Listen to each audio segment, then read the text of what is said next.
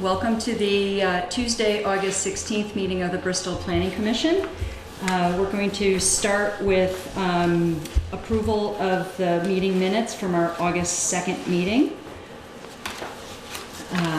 Motion approved. Okay. Second. Thank you. Any discussion on the minutes? Good minutes. I have a copy of, if anyone needs.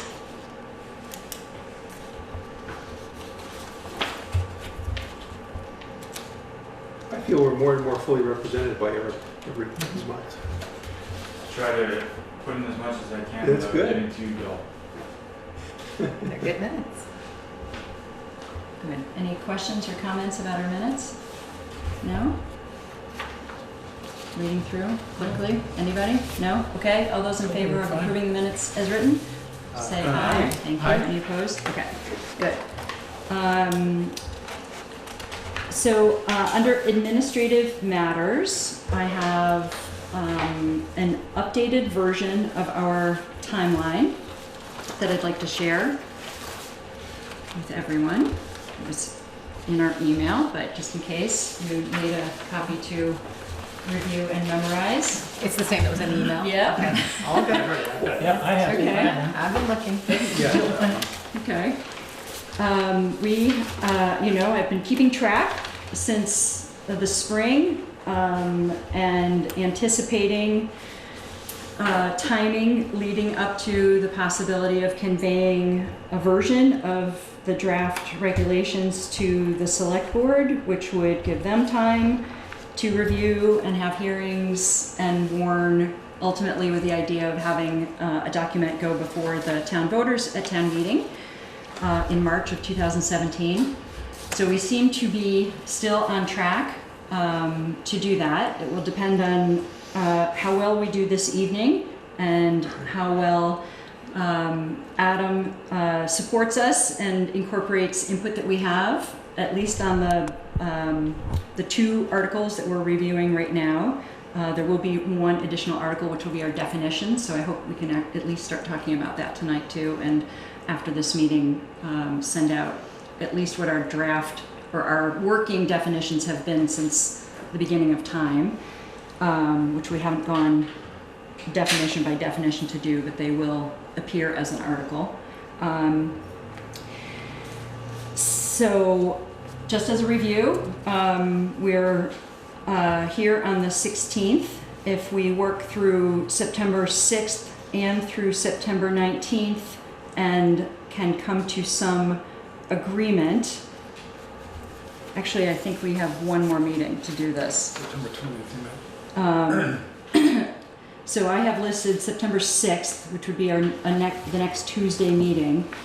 We would have to finalize our proposal and agree to warn it so that we have enough time for it to appear in the paper to have an actual hearing on October 4th. So it's very important that we offer Adam as much feedback as we can tonight and have a draft as soon as possible after it, which we will email to everyone. John will not be here in 2 weeks. I'll be here on the 6th. On the 6th you will be? Yeah. Okay, but not on the 19th or the 4th? Right. Okay, got it. Okay, all right, so I would say Tuesday, September 6th is pretty critical in terms of as many voices as we can to agree on a draft that we could warn and receive input on.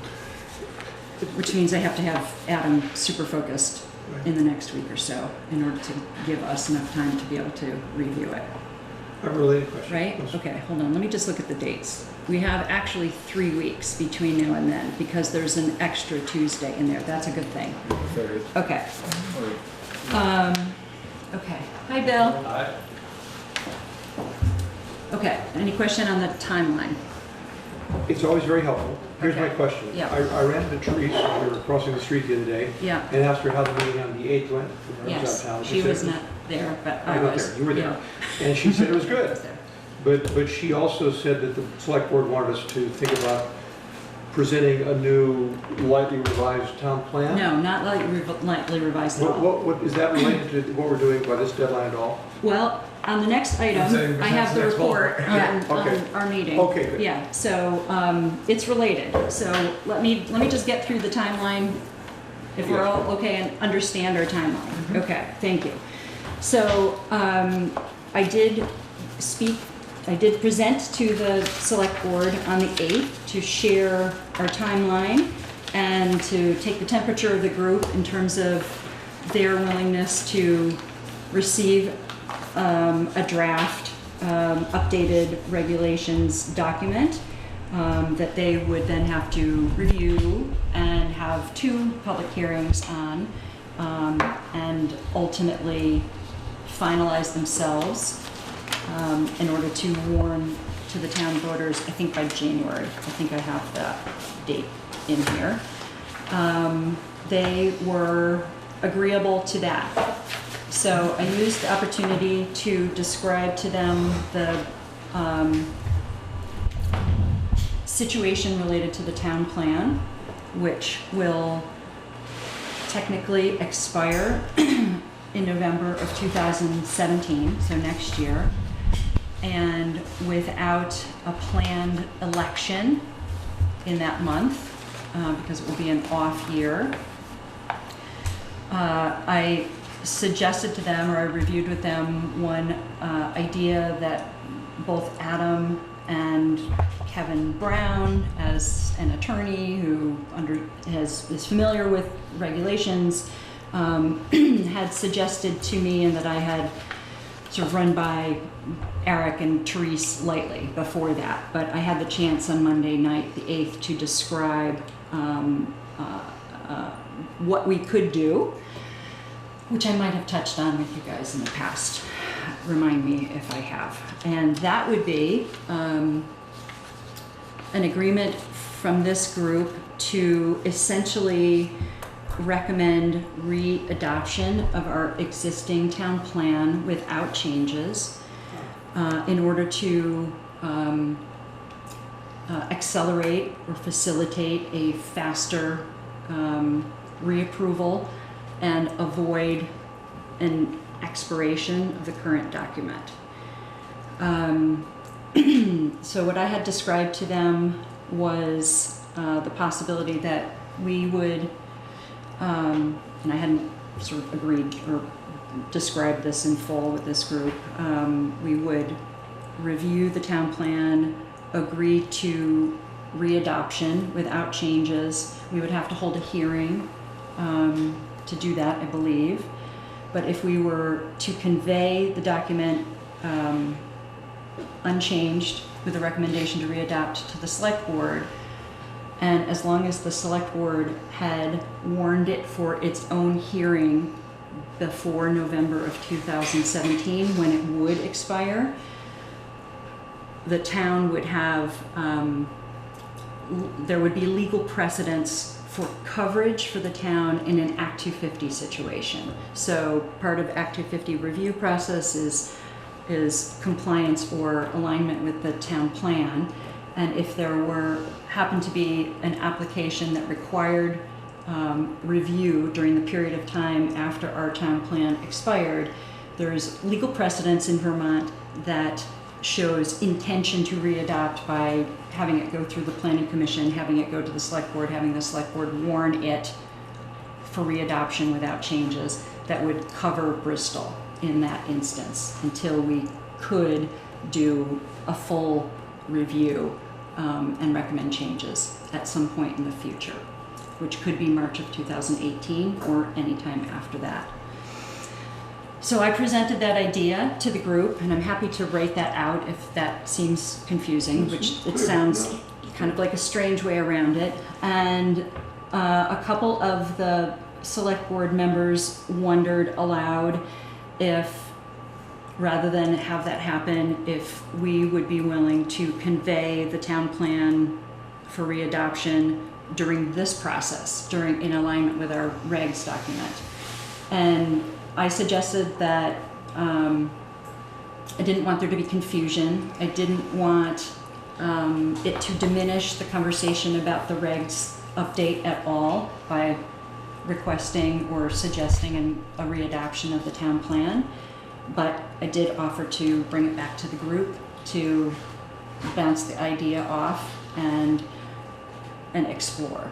So essentially, to do that, I think we would have to also agree on September 6th to readopt the town plan without change in order to mimic the timeline for our hearing and conveying to the select board, I think. So, I was with you right to the very end, Yeah. I won't lie. Okay.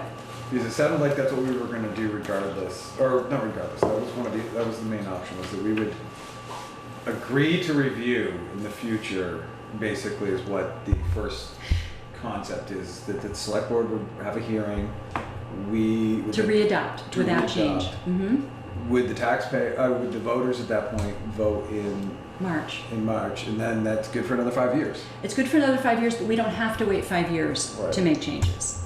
And that, I also discussed that with the group, with the select board, to say we could then take it up as a topic or a project after that. I mean, there are certainly goals and tasks and objectives that we laid out that the town approved, some of which have been approved or are undertaken and accomplished in that time. And there are certainly outdated elements of the town plan, but I pointed out to the select board that we have certainly been working from that document as a guiding document for our regs update as much as possible. And from that point of view, it is still a very solid document. With his rings. Oh my God, No, that's ridiculous. I agree. That's where we're gonna finish tonight. I've already given the pitch. Alright, good. So again, so we really only have one option. We have two options. We have the first one that I proposed, which would be to essentially allow it to expire, but as long as we convey it to the select board and they warn a hearing, at least. We have legal precedence in Vermont for coverage in the Act 250 process. It's not an ideal option, but it is an option. Or we accelerate greatly, and we do it in alignment with this regs document, which we will also convey to them. Because the fact if the new zoning bylaws pass, we've made major changes to the bylaws of the town. And if the town plan does expire, I'm not sure I would agree. We've rearranged them, and we've adjusted zoning lines, and we've brought them up to state statute, and we've added site plan review. and we've changed a pile of uses and We've added uses. Okay, fair enough. Keep going. But where I'm going with this is that if the plan itself was to expire, if there is no active plan, the rest of that piece is that then it refers back to your zoning bylaws. Is that correct, Adam? In the Act 250 review process? No. No.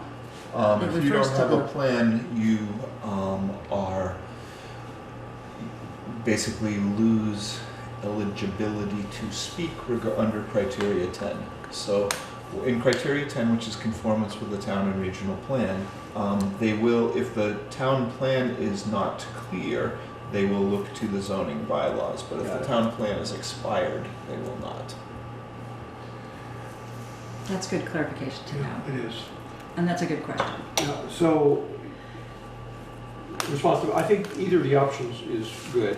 If the select board is especially interested in seeing us possibly put it in the same timeline, I would just volunteer, because I will miss both of the meetings after September 6th. I'll be out of the country for work. But I would volunteer to be on a two-person committee to go through and see everything in the current plan that is obsolete or has been acted on or that needs to be changed from what we've done. Nothing interpretive.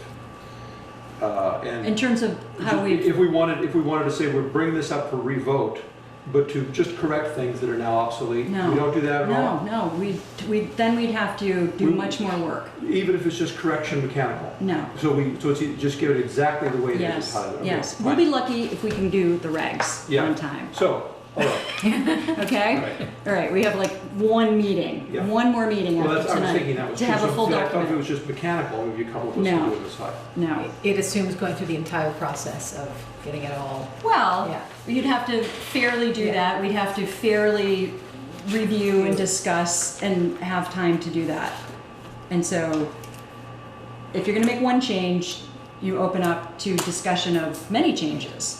And so to me, it's either we do a full-on review of the town plan, or we readopt for a period of time to maintain guidance and coverage in Which an could Act always be 250 process. revised whenever we want it. You don't have to wait 5 Yes, years. you don't have to wait 5 years, correct? Right. So I'm making this Whenever pitch you want. for either the legal precedents for coverage, if the select board has warned for readoption of the town plan as it exists, like if we were to convey it unchanged, they receive it, they warn it for hearing Mhm. before it does expire in November.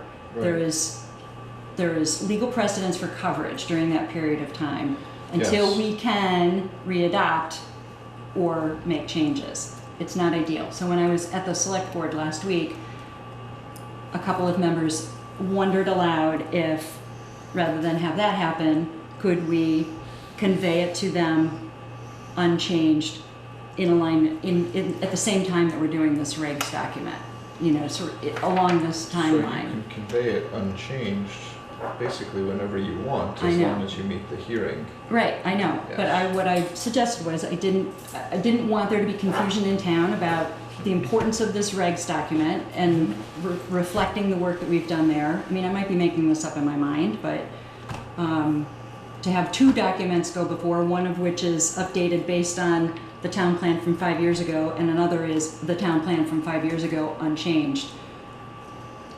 You know, it's going to take some explaining.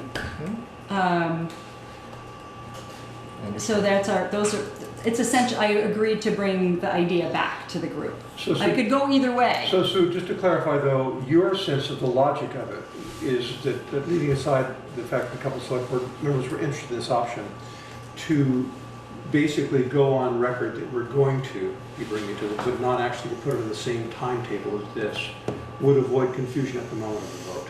Well, correct. I guess You that's, still feel that way? I would like to take the temperature of this group. And, you know, this is sort of a surprise, so, you Yeah. know, I think it takes some thinking about and some getting used to, and I could ask for you to think about it more between now and September 6th, but in order to do that, if we were to go ahead with the second option, I would want to know that you had, again, read the town plan. Some of us were not, you know, members of the planning commission when we passed it, so it's important to, I mean, I'm not suggesting that people haven't read it, but, you know. If we wouldn't be making any changes at all to put it in this timetable, Right. I agree that it would be more confusing to bring it. It would be better to put the town on notice that we're coming back with it, so that it gives us some legal status, as I understand, but not to bring it up for a vote the same thing. I'm convinced that that's better. That's my temperature. Okay. Okay, so the option would be what I first described, Your which first was you warn it, you allow it to expire, but because you've warned it, you have legal precedence for coverage. Okay. I hope I'm explaining this correctly. No, you're as clear as one could be with All all right. that complication. Okay, all right. And in fact, if we do that, I might ask for, you know, sort of a more official read, either perhaps from Kevin Brennan, so that, yeah, an opinion. That would be my only concern, just as the relative newcomer Right. to all of this, is that the town is protected, Right, and that there isn't, you know, should there be something, right, that there isn't a lack of clarity about where things stand. right. Otherwise, I think I agree with you that this is enough to bring in Right. front of the select board and the town and everyone else, Right, and to introduce another document to say, oh, by the way, legally, just to make sure that we're okay, we're also bringing this other thing along. we will be doing that. Yes, and we just will at a be. different time. But it's, I think, to bring them in together. If I were brand new to the whole thing and I were really curious about this, Mhm. the first thing I would do is go read the entire town plan and say, well, wait a minute. Yeah. you know, Which people should do anyway. well, yes, Yes. but, you know, but if I were a member of the public Right. who was really interested, that would be, I would find that confusing. Mhm. Um, How are others feeling? Or Well, what is your immediate reaction, at least? For the less than 1% of the town who actually reads the plan. Great plan. That's not true. I think, you only count once, Eric. Oh. I have one handy if anyone Okay. wants to reference I it. read in my kids, folder. that's too. Oh, okay, so we've doubled it now, That's right. okay. No, I'm just kidding you, Eric, you know that. However, I do think we should be careful to remember that the town is protected, to use that word, even if we didn't have one. Because we do have our regulations. The regulations don't disappear. Right. And Adam could add to what he said earlier, which was correct, but he could add that one of the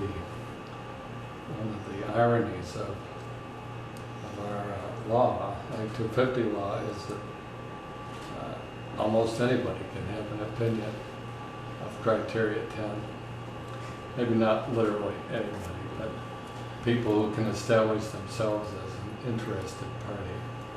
And there are some cases that are most disturbing where a group, pro or con, has interpreted the town plan in a way different than the town planning commission. And that's been an issue for me for some time. We tried to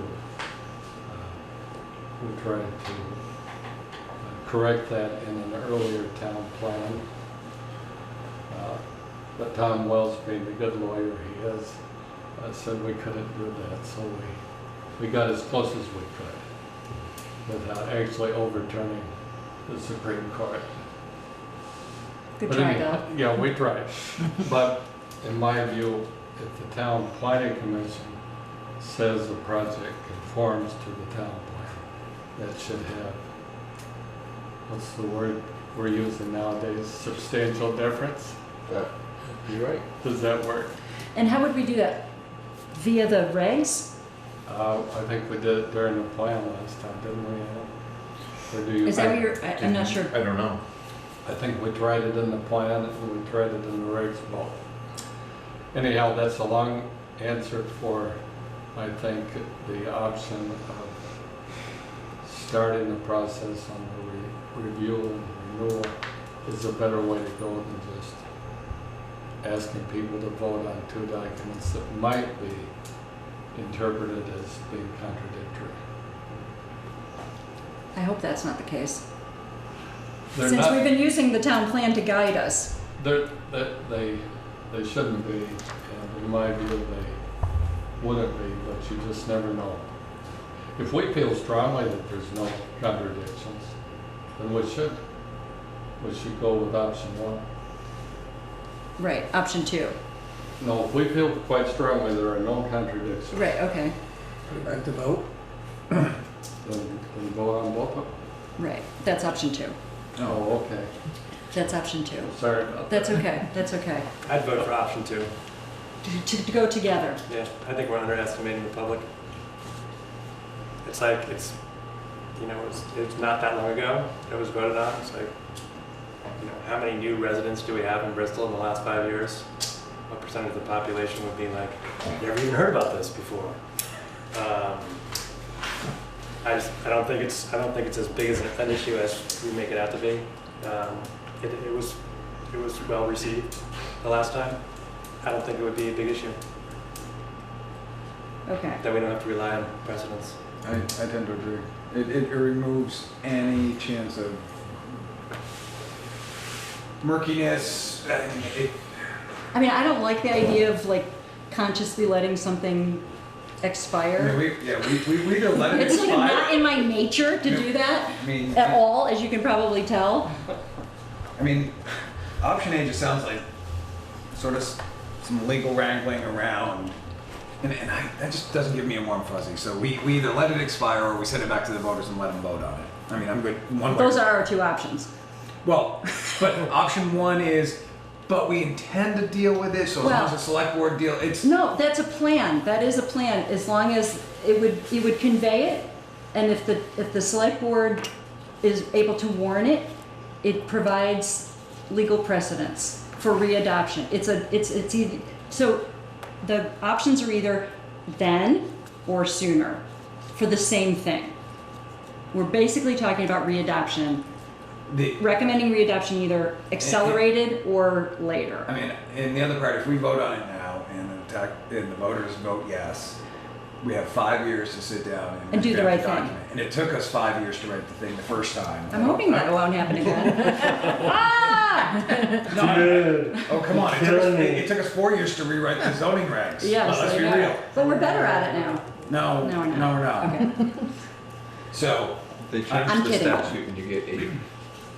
8, even worse. Is that true? I can't believe But not currently. That was my I mean, we small can't. I mean, we are still expiring in 5, right? So it's for Yes. anything newly adopted. It's 8. Eric was just waiting until the last moment. No, it's actually 8, right? Curses. If it had been warned to the select board, if you were in the process, you would have gotten an additional 8, but since we're not, you're not. Okay, so I'm gonna just be clear about option 1 and option 2 again, because I need to take the temperature more clearly again. Okay, option 1 is we go through the regs, we later convey the town plan unchanged to the select board. They at least warn it before November of 2017, so we have coverage. That's option 1. No changes. Option 2 is we accelerate and convey it along with the regs, hopefully within the next month or so, to the select board. Again, unchanged. Okay, that's option 2. Okay, I'm for option 2, all right. so long as we're not going to be considering changes. Both of these options require no changes. It's a readoption as is. Can you remind I'm me? actually Stay on convinced option I'd go with option 2 now All too, right. by the eloquence of my colleagues. Can you remind me, were we clear about option 1 or 2? when we For me, spoke? I mean, Yeah, eventually you were. I was the one who was confused, It's not okay. you. is it Get 2? her done. Is it an acceleration? That's Okay, what I think we. I'm happy to defer the people who have been here. Okay. I'm the Okay. newbie, so my only you did concern. speak to option 1 originally, I just Yeah, wanted and to no, make my sure. only concern is the town protected, and Okay. it sounds like it is in both scenarios, Okay, so. all right. All right. So I have enough option 2s to be able to report back to the select board that we would prefer to do that, Yeah. to pursue more quickly, which means that between now and our next meeting, I'm going to ask everyone to read the town plan. I will give a Again. test to make sure that she you has it have. memorized. I'm not kidding. She gave it to me, I Not read the thing. I did my homework. Because if we're going to if we're going to recommend readoption, I want to make sure it's fresh in everyone's mind. Fair enough. Okay, Because we do technically have to have a public hearing on it. and we could- do, and we could be do. questioned on it, That's so. exactly right. You and have it to would have be all the important public, to you do so. piggyback your public hearings for the regs. and- Yes, we would do What I'm that. saying is that it's still, We as would soon as we have- say we're gonna vote, it's out You're there. gonna have the whole process. We would have to You do and I that. don't change it. Okay, okay. I appreciate this conversation. Thank you. All right. We are going to move into our review. And Adam, we have some guests here this evening, which I hadn't anticipated, but I'm so glad to see you both. And so their interest is in flood hazard, river corridor. So maybe we start with that Okay, article first, okay, since we do have some guests here. okay, good. Okay, and Gabe had asked to make a presentation, and I'm wondering if what you're interested in presenting to us You may have just heard our whole spiel about the timeline that we're trying to work under. It doesn't allow for a lot of time for consideration. We're sort of on an accelerated pace, at the very least. So I'm hoping that our conversation tonight, if we are able to receive some questions or some input, if we can at least do that. And I don't know whether that will change the circumstance of a possible presentation or not. Because if we're moving through this at the pace that I hope that we are, it won't leave a lot of time for input that would change it dramatically. And perhaps your input is in alignment with what we may be trying to accomplish anyway, I'm hoping. Okay, let's start with that. Let's start with with proposed Article 8. And I have copies for anyone, and it's what you emailed out. Yep. Okay. I'll give you a copy. You want me to explain the draft? Okay, yes, reimbursement? yes. Okay. So as the flood hazard section sits now, we get 12.5% ERAT, which is the emergency. So to back up, during a flood or any kind of natural disaster, the town gets a certain reimbursement. Any town that doesn't have any kind of regulation with regards to flood gets 75%. If you do some, you get an extra 12.5, and if you do a little bit more, you get 17.5. So the town of Bristol has done everything up to get the extra 12.5. But to get to the extra 17.5, there's a couple of different steps the town would need to take. One of them would be to protect the river corridors from new encroachment, or protect the flood hazard areas from new encroachments, and participate in the FEMA community rating system. So there's two options. So one thing I'm hoping these two, or you can help me with, is what a corridor is versus a flood hazard area. So basically one is saying that in a flood corridor, no building. Whereas our current rules as they sit, you can build in that area, you just have to do certain extra things, possibly put things on second levels or flood proof your basement walls, stuff like that. So to get this extra reimbursement, you would need to say no new buildings in that area at all.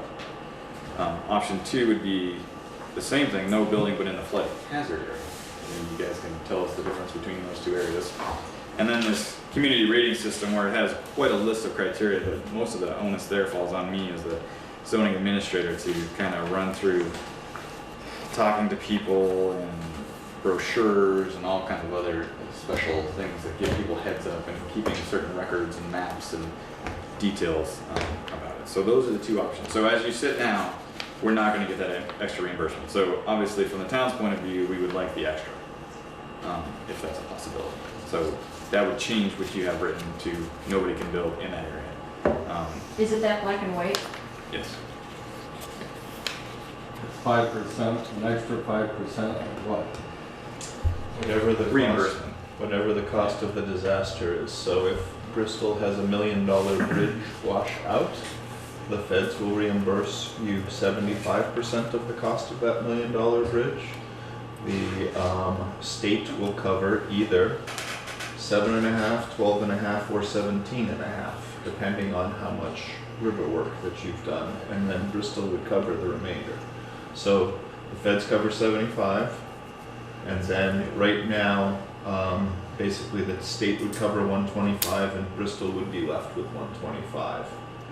You could increase the state's share, and this is a hypothetical disaster, right?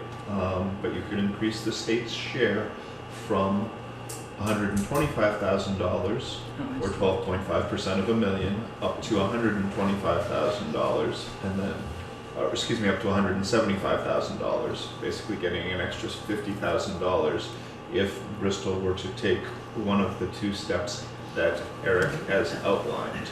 I would, I guess, try and clarify. You already have a flood hazard area, and that's basically to cover inundation flooding. So think of low areas that flood. The river corridor would be a separate area You have not adopted one. Largely, we're talking about the New Haven River. And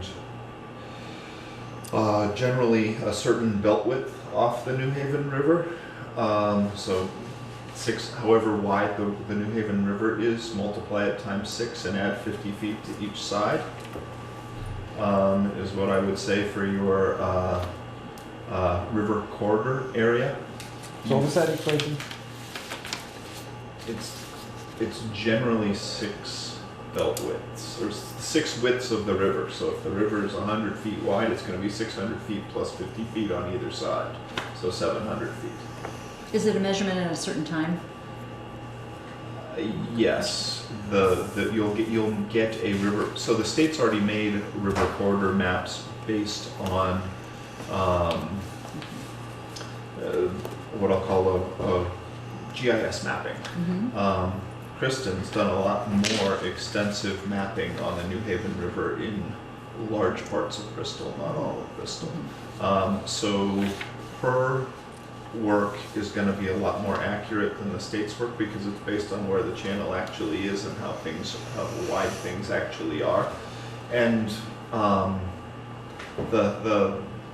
the 6 belt widths I gave you kind of assumes the worst conditions. If there are bedrock embankments or things of that nature, that the river's not going to move, the corridor can shrink. So basically I gave you the worst case scenario, but it's largely what's assumed in the GIS analysis, and then you refine it down from there. So it wouldn't be necessarily changing these flood hazard regulations, though you could. It would be adding an additional, I'll call it chapter for river corridor regulations. Right. And then there are also 50 feet required on each side of all streams within the town of Bristol as part of that as well. 50 feet on each side of A stream. every stream in Bristol to get this extra 5%. Yes. And how small of a stream would that include? Basically, it does not include perennial streams where it goes. So if it dries up in the summertime, I don't believe it's included. Are you looking at Kristen? I am looking at Kristen. I'm checking, but I'm There's pretty other sure. regulation in the state that does include so-called ephemeral streams. So this would not be one of those. I don't believe it includes ephemeral streams right now. That would affect an awful lot of people here in town. Yeah. So, part of me just immediately, my knee-jerk reaction is, So our current, what Adam has presented to us is essentially our existing regs with state statute updates or Bring it references. into compliance with FEMA requirements and therefore state requirements.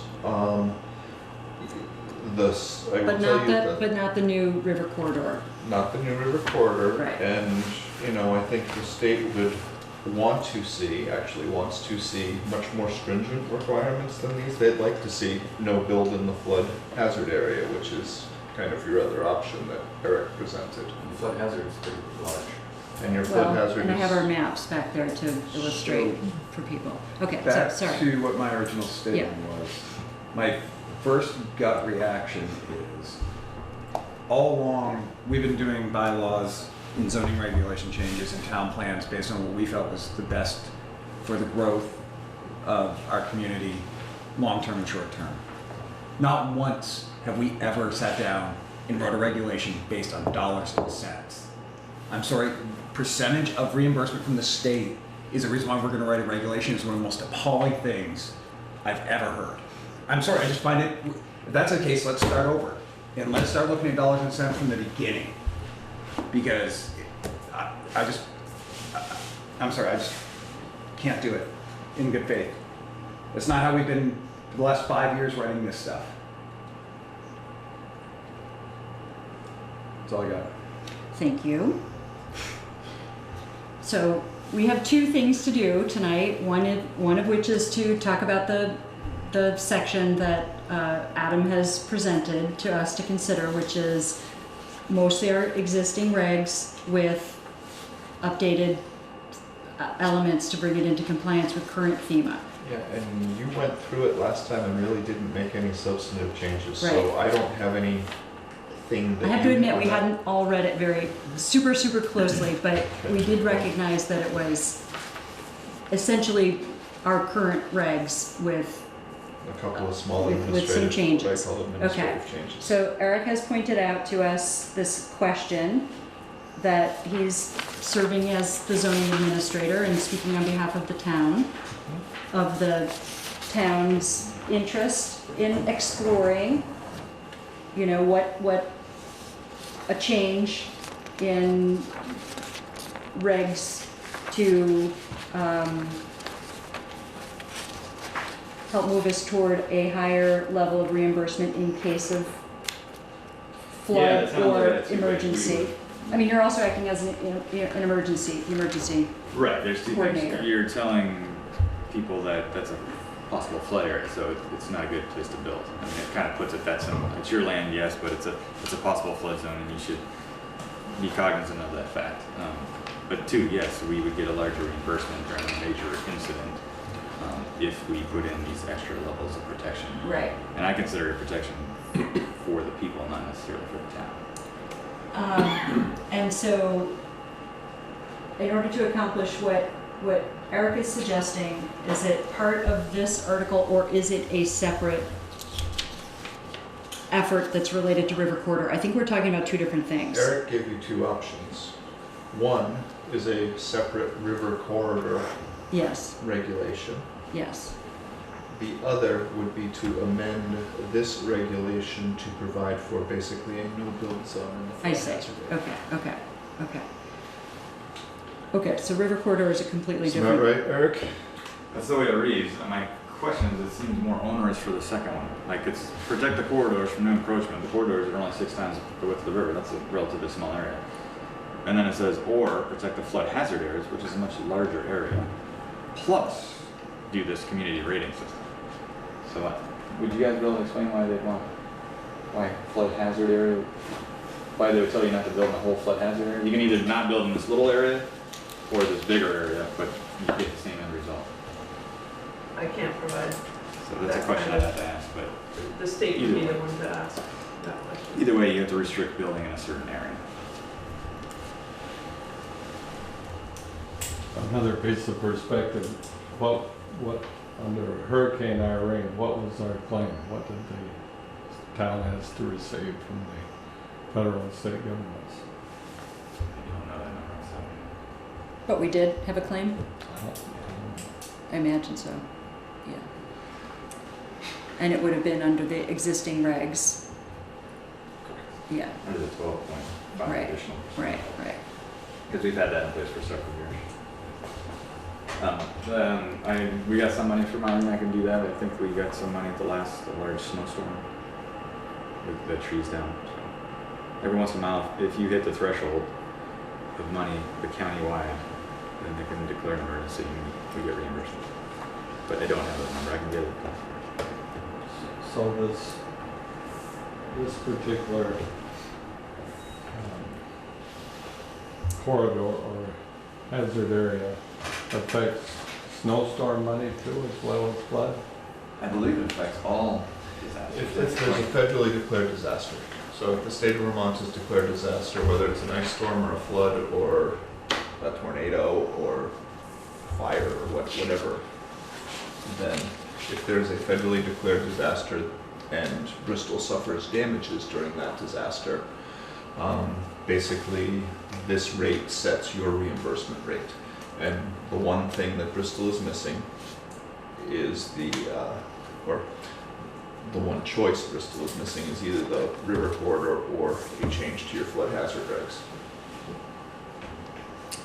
May I ask what may sound like a sort of an obvious question, and I hear where you're coming from on not coming at this with the bottom line is our motivation. So if you think about the good of the town, and maybe I'm being really naive here, but let's say we do have a disaster, and let's say we do lose 2 bridges, and we're out, $3 million or whatever it is to try and put it all back. And under our current regs, we are reimbursed a certain amount, which is lower than it could be if we made these changes. Then how does the town pay for that? Ultimately, and I'm sort of maybe playing devil's advocate a little bit, but if I'm a homeowner or a business owner, or maybe I'm thinking, about do I keep my business here? I assume what it really means is we have to vote and decide, but at the end of the day, it's taxes, right? Is that if we don't have the money based on what the town is currently bringing in, then all of us who are in this community, we're all going to have to decide whether or not we're going to spend the money.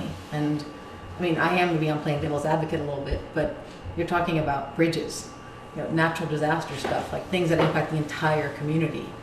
And that is about dollars. But it's also, I think, about the good of the community. My issue with it is that we're talking, one of the options is prohibition of development in any of these areas. And to me, growth, whether it's on your own personal property, whether it's your business, helps build and grow our community. If we want to talk dollars and cents, the more development you have, the higher your tax base is, the more dollars we bring in, and the overall impacts of such a disaster could be mitigated by a larger tax base. We have a lot of water in this town. We're talking, I'd like to know how many acres we would be essentially taking off the available development at all. I mean, total acreage. And what percentage of that is that of our town?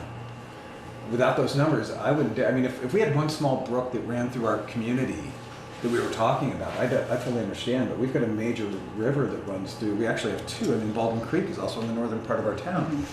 So we aren't talking just little tiny waterways here.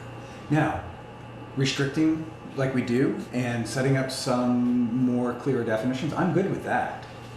But worrying about whether or not we're going to get 12 and a half or 17 and a half, I just, in good faith, I just can't do it. I'd like to know, like the last time we had a natural disaster, what was the town's cost? What was our out of pocket? How did we cover it? Because we didn't see it in our tax bills come up. I mean, I get we get money back from FEMA. We always get FEMA money or state money, but how much did we actually pony up?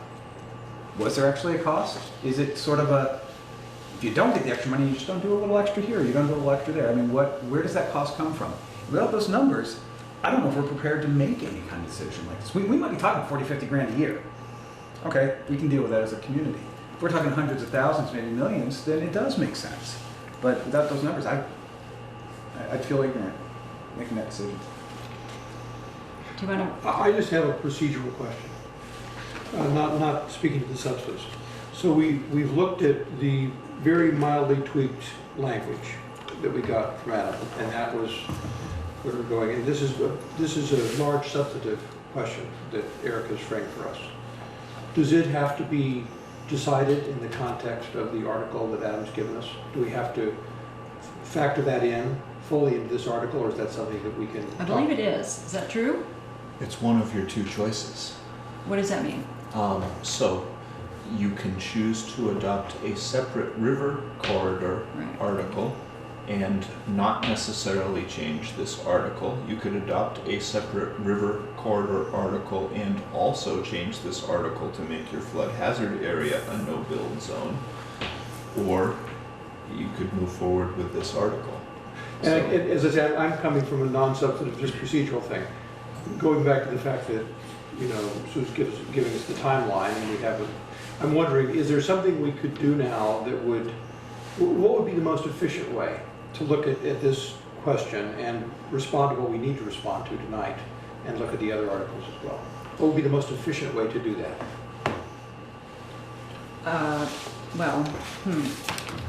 Efficient or in alignment with our schedule? That's what I mean by yes. efficient. That's what So- what I'm wondering is, can we make a reasonable response tonight that also lets us do the other articles And proceed. and proceed? And what would be, so that's a good question. So let me ask this of Adam. You know, this is a quite substantial conversation, right?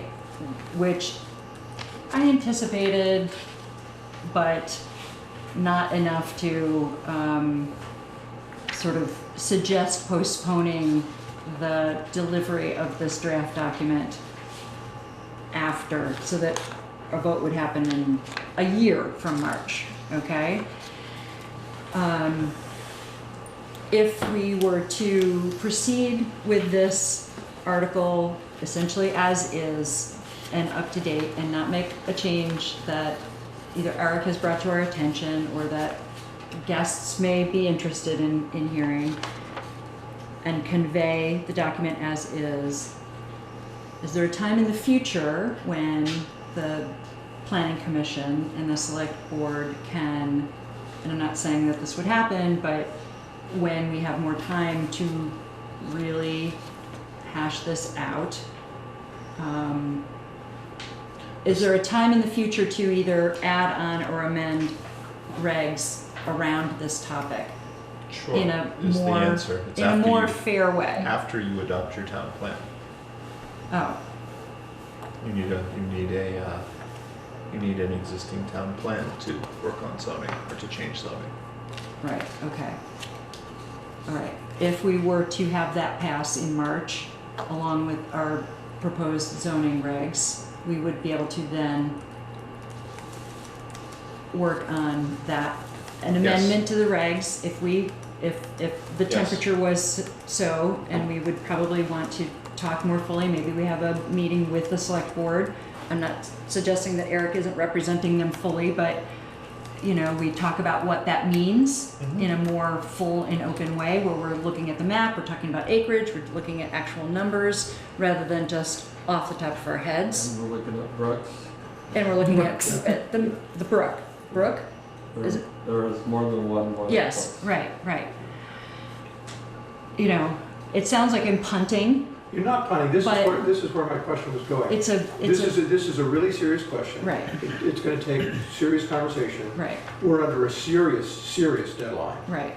And I think that if we could pass the basic thing that we've talked about before and agree that after the vote, we will come back and give major focused attention to this, I think that's our best option. Otherwise, I don't think we're gonna make our deadline. Right, I agree. But it doesn't punt, it doesn't get rid of it. It just says we're gonna do this and then we're gonna do First, that. right. Or at least we're gonna open up the conversation more broadly, rather Well, than do that. us tonight and say, Talk yes, about what we- exactly. Yeah. Could I know you're here and you're listening, and I'm interested, I know you're interested in this topic. Is it fair would you like to ask us questions, or are you just interested in hearing us sort of move through this right now? Mostly the latter. I'm just interested to hear where the board sits on this issue and Okay. understand where it's going from here forward. I would, This is Kristen Underwood from the Conservation Commission, and as a member of the town. correct. Yes. I would say that I'm here as a citizen Yes. tonight, not as a Yeah. member of the Conservation Commission, because I haven't been authorized by that board to Yeah. speak on their behalf. I'm just an interested citizen, and as Adam mentioned, I've been involved in the collection of data that helps to build these what are called river corridors. So I would just encourage the board to collect the data that is useful to help you weigh the pros and cons of your way forward.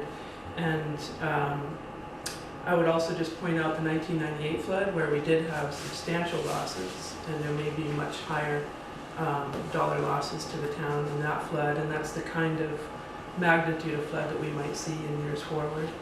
And I would also point out that the river corridor is really designed to protect human health and investments from erosion hazards, not necessarily inundation or rising water flooding.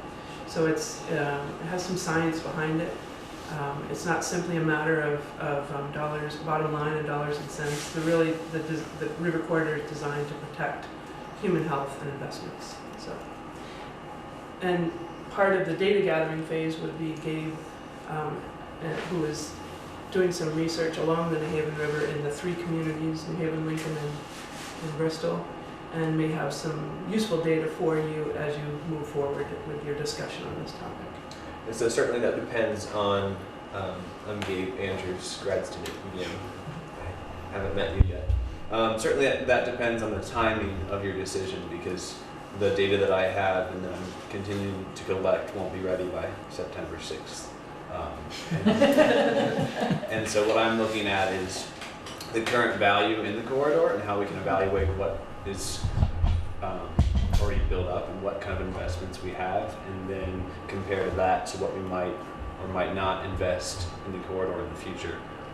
And so looking at different economics of managing the corridor, both for managing for our investments, but also for a clean river, which is a big draw to both the community and for visitors to the community. And so I would be interested in making a short presentation to this commission in the event that there was time for that. Right. And just to be fair, Kristen has asked a number of times to come and speak about this, and so Or just to be kind of in tune with where you are. I want to acknowledge that, That's fine. and thank you for your patience. Sure, no problem. These things take time. No, and I'm a huge believer that the protection of our river is absolutely imperative, and I didn't want to. I don't want it. I want that decision to be made, not whether or not we're going to get 17 or 12 or whatever it is % from the feds. I want to do what's right for my kid, so that when she grows up, when she raises a family here, she's able to enjoy the New Haven River the way I was when I was a kid. So that's when I talk about proper development. I'm fine with that. But worrying about whether or not we're getting, I can care less.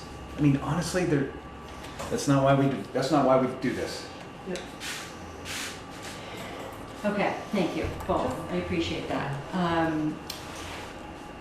Could I say a word? Yes, please. And anybody else who wants to say anything before we wrap up? This has been a long-standing topic of discussion, as you can all imagine.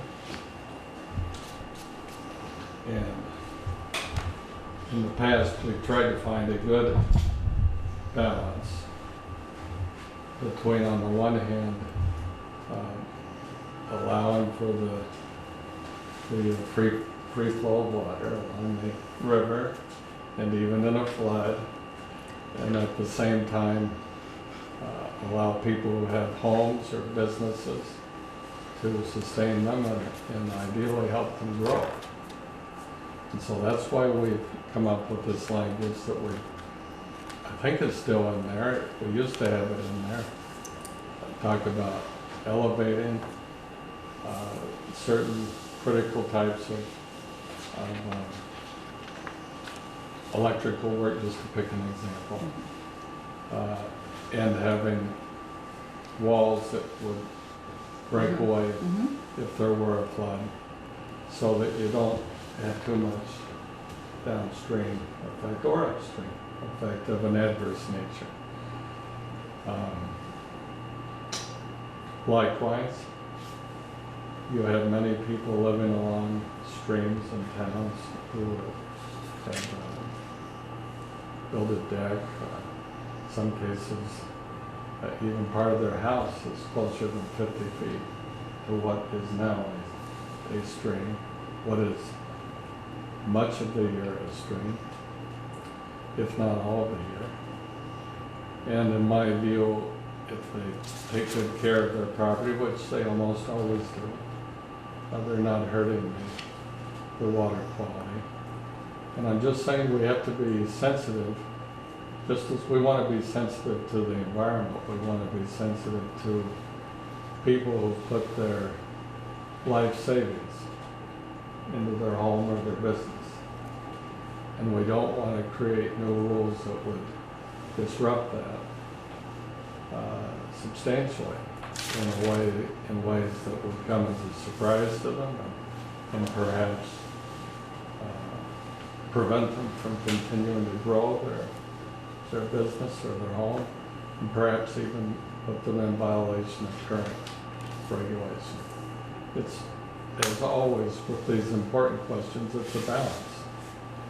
And I think we've worked real hard to get a good balance in the past. And I'd like to see us continue that.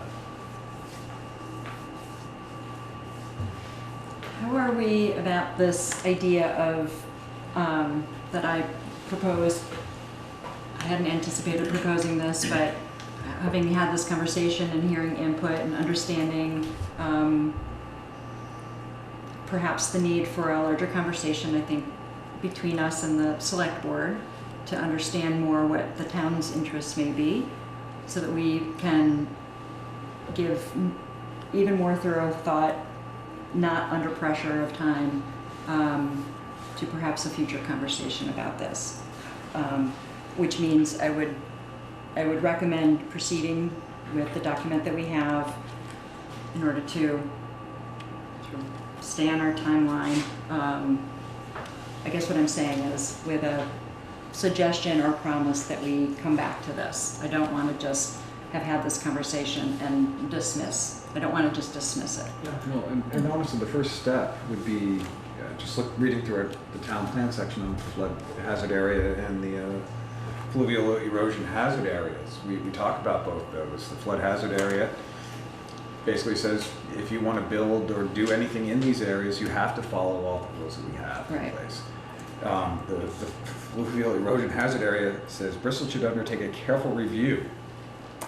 We're trying to do it in one meeting. So to me, that's not a good. So I believe that if we put some more thought behind this aspect of it and the protection of that, when we can have accurate data, when we can get information, when we can pull all the actual information together, and who knows, in a year, maybe we propose an amendment to the bylaws. It's easier to bring an amendment to the people than it is to bring, what is this going to be, 96 or 100 pages of bylaws, and actually have some understanding.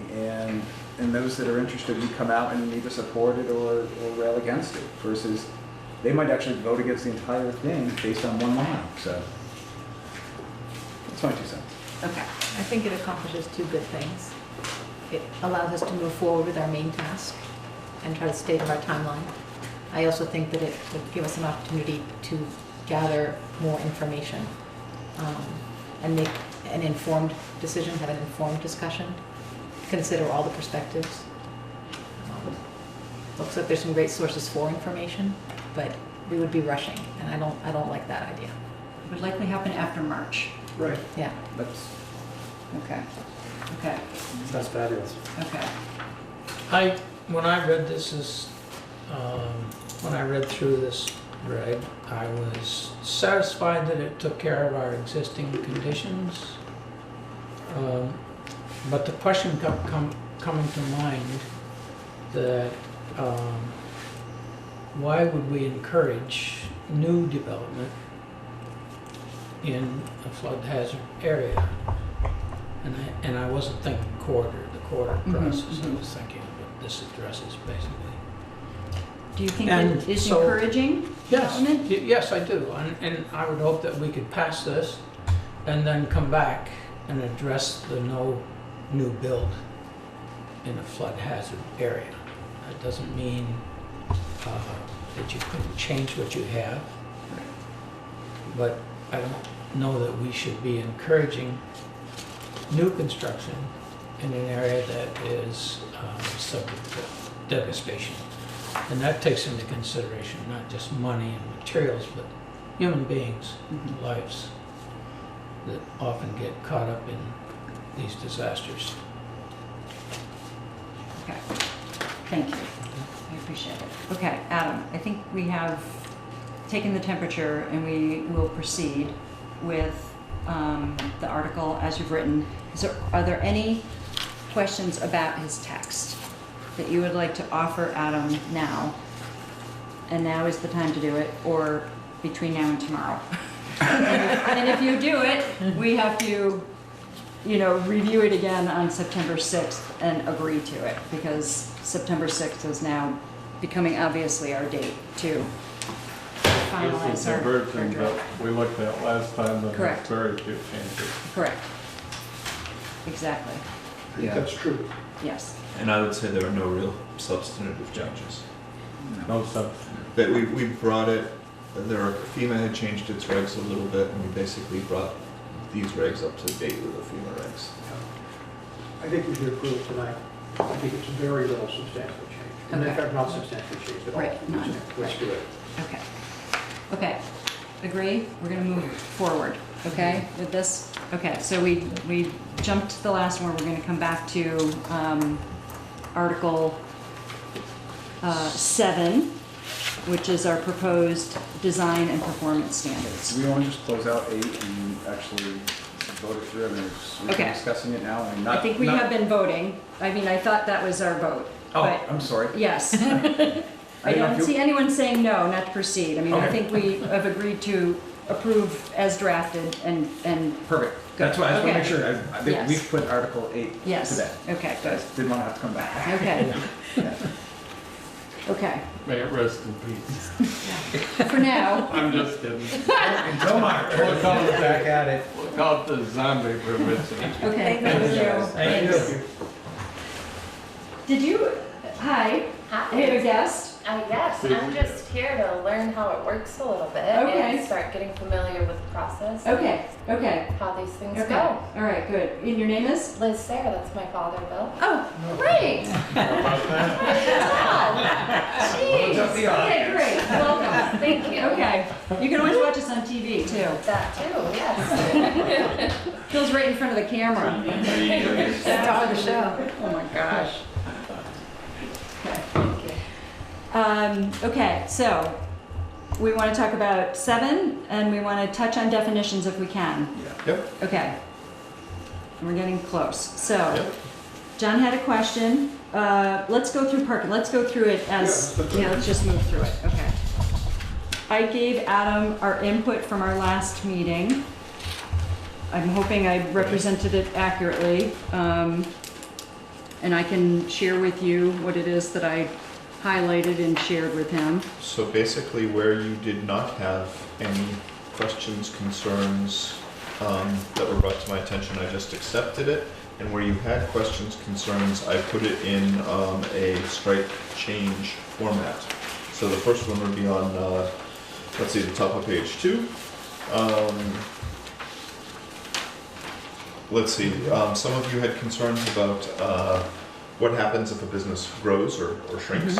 And basically we put in a provision that the appropriate municipal panel can put in a permit condition that if they grow by X amount or shrink by X amount, they can come back and that the applicant will need to come back and ask for additional parking. So if you're concerned about some of these, I'll call it waivers or potential reductions, and the applicant growing significantly, you have this specifically instructs whether it's the planning commission or the zoning board of adjustment to put a permit condition in that if they grow at some capacity, they have the ability to go back and look at it.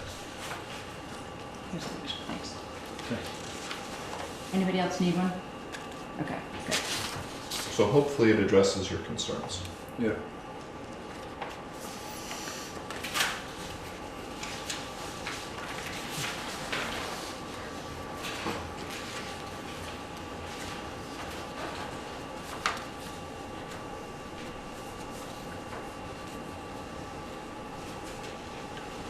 Keep going. Okay, hearing no further, sorry. Let's see, next substantive change would be on page 5. We took out the section on political signs. We haven't really talked about that, but I think that was something Eric brought to your attention at your last meeting. Just now reading the way it reads. Yeah, Um, which section? the whole 748, by removing the political sign aspect of it, we have, if you go into section B, it says that temp signs shall not be displayed for more than 10 consecutive days, 15 days in any one calendar month, or 50 days in a calendar year. I would assume a political sign, because again, you have to treat a sign, whether it's for whatever.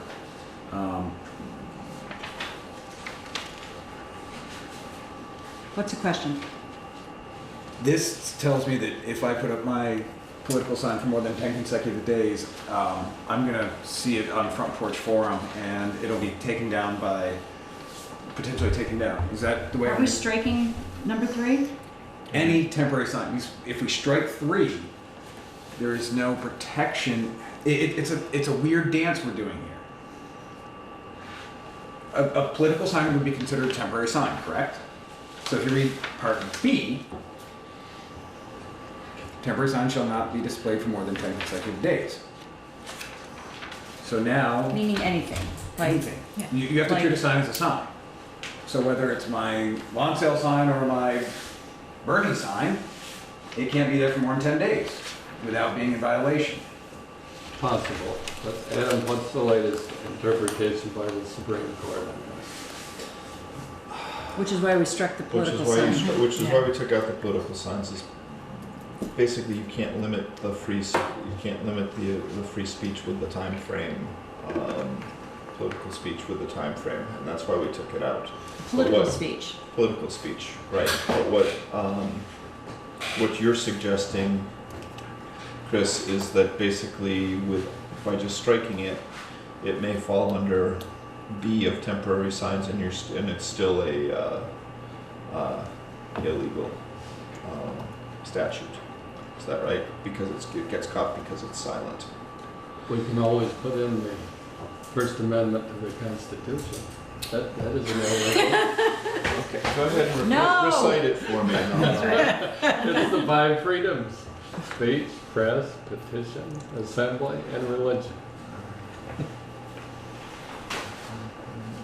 So this is meant to, if I just, thank you, Bill. You're welcome. This is meant to, temporary signs, which is our existing text, our existing regs about temporary signs, is meant to prevent the workaround of any of these other sign regulations, I imagine, okay? I'm imagining. That would be why most of these are in place. Right. I don't know how often this comes into play in Bristol. Something might have generated the need for this in the past. I don't know. There's a pile of signs weekly behind the town clerk's office. Just to let you know. If you want to know, I'll be glad to explain. Why we have these? Why we have a temporary sign? No, why we have the original political signs. You want to know the temporary? Yes. Oh. Well, That's I mean, because of the yard sale. There used to be some okay, never-ending yard sales. okay. And signs for never-ending yard And sales. signs for such. Yes, sales. yes, Never-ending signs. yes. Yeah. And Chris, you're suggesting that by striking the one section, it calls into question the whole thing? Yeah. I'm not sure I agree, but if others Could I feel make a strongly about suggestion? this, please. Why don't we just change item 3 to read that political signs are exempt from item B.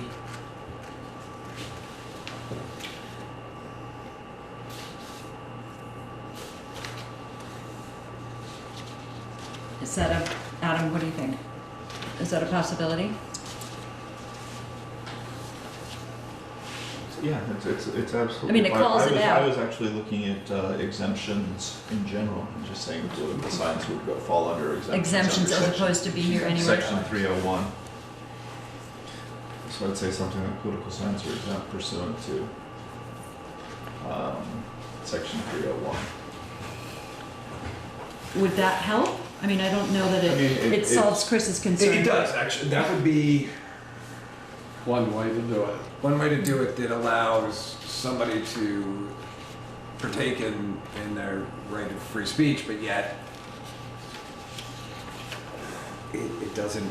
And a I don't political mean- sign, in our minds, are candidate signs. It's around elections. It's not about, some Well, issue no, that's on not your. how it necessarily Okay, so do we is. have to be? I mean, that's what I think. The way I read the Supreme Court Okay. ruling is that you can't differentiate signs based on the ideology of them, whether it be a political sign or a fair sign or a church sign. Or an opinion. You can't say a political sign can only be up for 5 days when a church sign can be up for 10 days. Or a real estate sign for sale Well, for years. RV, not the house. Yeah. so if you then put the political sign exemption back in, you're saying that they can stay longer than, you know, other temporary signs. You're pulling it back out. You're just doing the reverse. You took it out to allow them to be in there longer. But if you differentiate them from other temporary signs, you've now made them their own sign, their own category. You can't. Which I don't believe you can.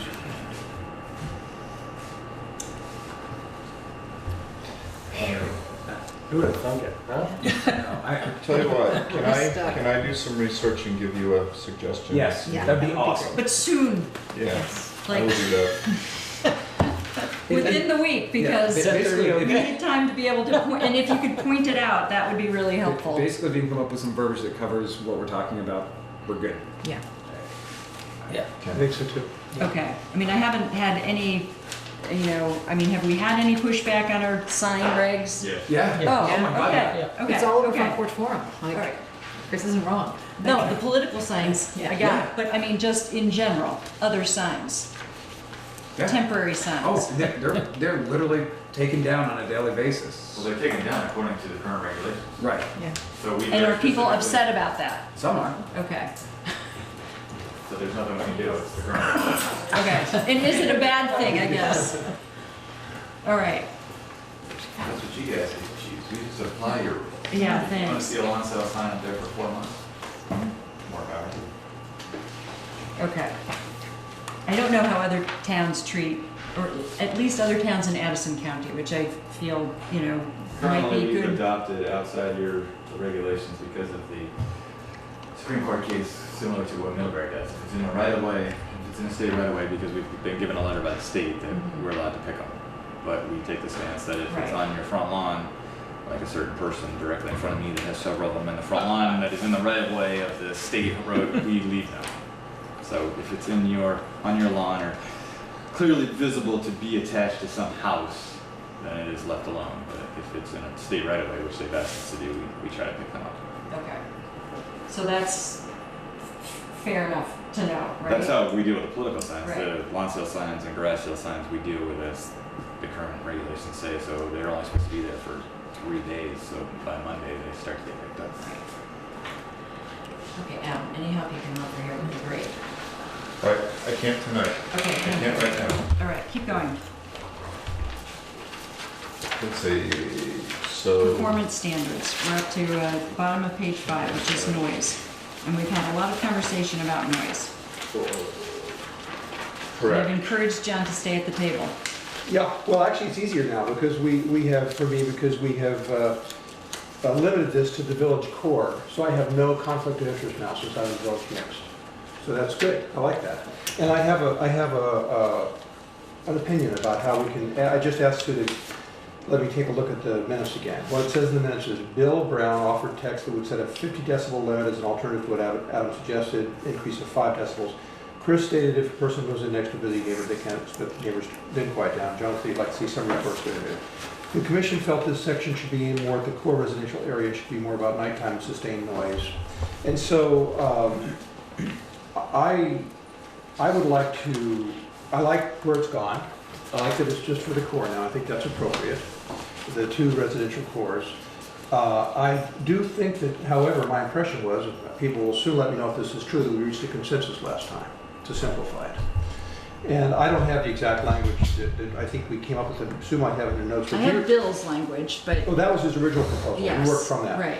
So just, I think that, so what would be appropriate to our discussion last time, and that would just simplify this a little further, would be, by the way, what is BPC?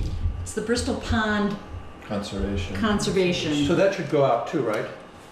I left it in on that one, but you can take it out if you want to. I think I'd take it out, but anyway, I don't want to get stuck there. So I would change item 1.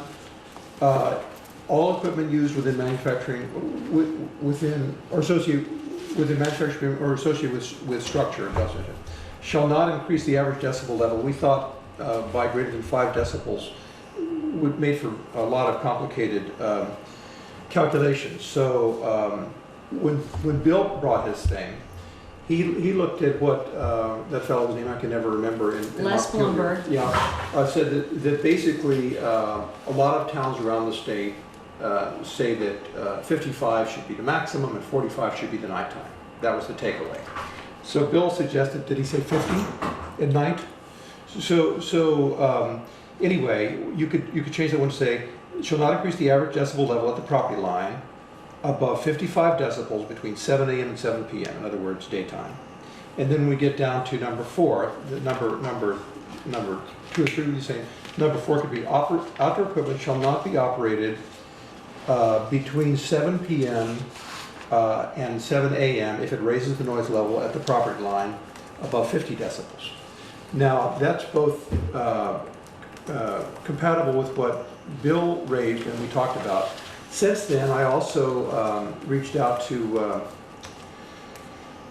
Jim Mendel and Peggy Kamens, who had their acoustic engineer come and look at their property line thing. And that guy said, ordinarily we say things shouldn't be above 45 at night in sustained use, but the only way they could do this at Shaw's without having a brand new thing would be to have a fence, which could probably bring it down to 50. So I thought that would be compatible with what we talked about. So that's why I would say that the property line there at night above 50. I think we talked about this. I think we were in broad agreement. Perhaps I was wrong. But if we were in broad agreement, I think that would be an improvement to this, because the 5 decibels increase at property line, I think is very hard to measure or enforce. So is that what other people thought we talked about last time? Your conversation just averaged 52.5 decibels. That's good. How would you like that outside your window all night? Well, outside your window, I'm just saying that's the conversation. Yeah, that's good. Which is a conversation, that's pretty quiet. Yeah, yeah. But yeah, if it was right outside your window, then that'd be a problem. But at the same time, it's the village. Yeah. You'd want to know whether he was looking at your window too. If I was going to look this way, I would not be talking. I'm not done. But anyway, Bill gave us all the background. We talked about it. 45 at night, 55 in the daytime. We went over all this. I understood that we agreed that sustained noise at night should not go above 50 decibels to the property line. Is that true? Or am I in a fantasy world? What's sustained noise? No, we definitely had this conversation. I don't think we voted. I conveyed this with that figure to Adam. We talked about You did. how to And incorporate so that it's implementable, if that's a word. So let's talk out what we have and what John has suggested. And what Bill suggested last time we talked about for 40 minutes. Yes. so, I got it, I didn't necessarily incorporate it because I don't know even in your village, what's 50 decibels at night and what's not 50 decibels at night. These regulations are not going to change any existing That's right. infrastructure. Just looking forward to the court. And I figured that might be one of the noisiest places. And honestly, by saying if you increase it 5 decibels or you allow an increase of 5 decibels, you're not going to, by default, to the noisiest place in town. So I tried to take what you'd talked about and put it in a way where I don't know enough about 50 decibels. What's 50 decibels within the town of Bristol to tell you whether that's good advice or not. So honestly, I chose not to do it. I chose to do it on a case-by-case basis as an increase to nighttime noise levels. Well, the reason I think that's not as good, this is my personal thinking, is we've had lots of data come in. We've had reports from acoustical engineers. We've had I can never think of his name last week. We've had all the paper stuff he sent that Bill brought in. If you just say 5 decibels at the property line, for instance, if you're concerned about an all-night long, if you're concerned about a steady noise that never goes away, which would be from a big downtown store, say. when are you gonna get the thing that's raised by 5 decibels? What you could get is how much it is then. I mean, I thought we had consensus. If we don't, this may be another one where we want to put it off to the future. I'm disappointed because I think we've done a lot of work on it, but there, that's my piece. I respect that there are other opinions. My only question would be, if you have a criteria for an increase, then you need a baseline. Yep. That's what I'm trying to say, and it's gonna be different. So I would need to baseline everything that makes noise. Well, the applicant would need to baseline it before they put it in. Right, and that's what the onus goes back on the applicant, so that currently, let's say, the business is generating 38 decibels at the property line, and they have to prove that it's not going to raise it above 5 additional decibels. That, again, putting the onus back on the applicant actually makes sense, because I agree, if you don't have a baseline, they're just numbers, and when do you judge it? If they've already put in the fan, the exhaust hood, you really can't judge at that point. I mean, yes, you ask them to turn it off and see what But your point's good, but just to think about the logic of it. Suppose somebody presently has outdoor compressor noise that's 55, and then they want to fill their roof with it, and it's going to raise it to 59. No problem. Okay. There's no problem there if it's just 5 decibels at the property line. So if you can, what the other towns in Vermont that we looked at, and in other places that are probably not as analogous, often said 45 as a nighttime level, sometimes 50. So, you see that? You see my problem with what you're saying? Oh, I do. And it's,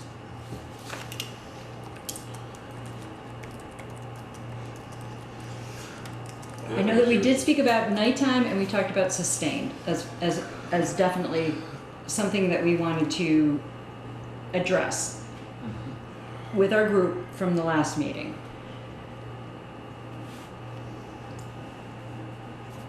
Is it something that we can incorporate? Where can we find some agreement here? I want to make sure that we have. So I have a suggestion for you, and it would be in number 1, and it would be at the end of that sentence. It would say, in all cases, sustained nighttime noise shall not increase above. Pick your number. You're saying 50, John. Well, that's what Bill's proposal we looked at last time was. And some people say 45 in the night, some 55 in the daytime. That was what this acoustic engineer that the folks at Bristol Co-Housing brought in. And again, it wouldn't make any difference to them now either. This is all just trying to look ahead toward what's suitable. So I thought 50 after we had that discussion last time. I asked them, and they said it should go down to 45, but they could only do that by putting in a whole new unit. Using that as the one, example. just that one, which is the main source of right. noise that we think about in the sustained noise in the whole village. So. Was that at the property line, John? No, I know this is complicated. I think it's important, as I say, I like the fact that I'm not in conflict of interest now, so I can laugh just totally as much as I like, but because I do have strong feelings about it. But if it's too complicated, maybe we come back to it. I don't know. I mean, Well, we can come back to everything, but we want to come to some agreement here, Yeah. and we're relying on Adam in a way. I think we've gotten good input from Eric, which is it's difficult to. Increases are hard to quantify as opposed to. And also to, Eric is a zoning administrator who works during the day. This is not the kind of thing that, going out at night and holding his cell phone up and measuring, because we don't have a noise measurer here in Bristol, nor do we want to go down that road, I don't believe. I mean, part of what we're trying to do is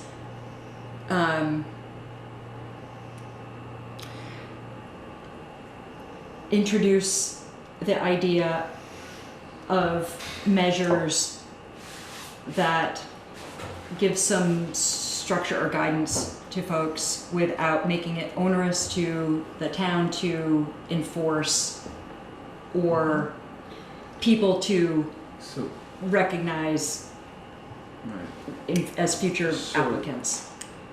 So it would be a sustained volume of whatever is what you were proposing, correct, Adam?